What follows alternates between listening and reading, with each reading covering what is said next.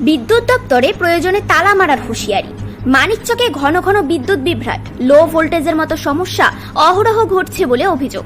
এবার মানিকচক বিদ্যুৎ দপ্তরে তালা মারার হুঁশিয়ারি শোনা গেল মানিকচকের প্রাক্তন বিধায়কের গলায়। দিনক্ষণ ঠিক করে স্থানীয় জনসাধারণকে সঙ্গে নিয়ে বিদ্যুৎ দপ্তর ঘেরাওয়ের ডাক দিলেন মানিকচকের কংগ্রেসের প্রাক্তন বিধায়ক মোত্তাকিন আলম। সোমবার মানিকচক ব্লক কংগ্রেসের তরফে নবনির্বাচিত কংগ্রেস সাংসদ ঈশা খান চৌধুরীকে মানিকচক ব্লক কমিউনিটি হলে সংবর্ধনা দেওয়া হয়। এই সংবর্ধনা অনুষ্ঠানে উপস্থিত ছিলেন মানিকচক বিধানসভার প্রাক্তন বিধায়ক মোত্তাকিন আলম। সংবর্ধনা সভা থেকে মানিকচক বিদ্যুৎ দপ্তরে তালা মারার হুঁশিয়ারি শোনা যায় তার গলায়। কংগ্রেস সংগঠন ও স্থানীয় জনসাধারণকে নিয়ে প্রয়োজনে মানিকচক বিদ্যুৎ দপ্তরে ঘেরাও করে তালা মারার দাওয়াই দেন তিনি। সংবর্ধনা শেষে সংবাদ মাধ্যমের মুখোমুখি হয়ে তিনি ঠিক কি বলেছেন শুনুন তার মুখ থেকেই।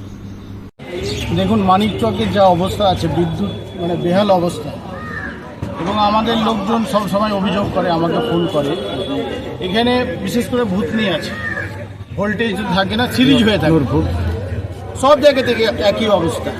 তা আমার বক্তব্য হচ্ছে, সরকার কি আমাদের পরিষেবা দিতে ব্যর্থ? এখানে মানুষ যে টাকা দিচ্ছে, বিদ্যুতের বিল দিচ্ছে, বিদ্যুতের বিল পরিশোধ না করলে লাইন কেটে দেওয়া হবে, আর পরিষেবা ঠিক মতো দেবে না, তা আমরা ছেড়ে কথা বলবো না। আমরা আগামী 22 তারিখে হয়তো আমরা কর্মসূচি ঘোষণা করলাম।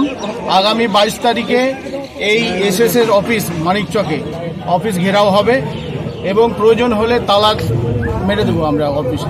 কারণ যে মানুষ পরিষেবাই যদি না পায়, তো এইখানে বসে থেকে লাভ নাই, ঠান্ডা ঘরে বসে থেকে লাভ নাই, মালদাতে বসে থাকো। মানুষ এখানে বিদ্যুৎ থেকে বঞ্চিত হয়েছে, তাদের যা অবস্থা আছে তাতে আমরা প্রতিদিন এটা ভুক্তভোগী হচ্ছি।